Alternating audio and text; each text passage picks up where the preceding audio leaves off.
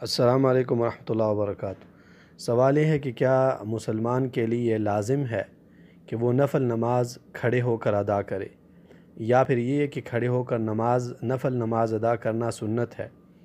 نفل نماز کے لیے افضل، بہتر اور سنت طریقہ یہ ہے کہ انسان نفل نماز فرض نماز کی طرح کھڑے ہو کر ادا کرے، لیکن اگر ایک انسان نفل نماز بیٹھ کے ادا کرے تو بیٹھ کر نفل نماز ادا کرنا صحیح ہے، جائز ہے، لیکن افضل نہیں ہے۔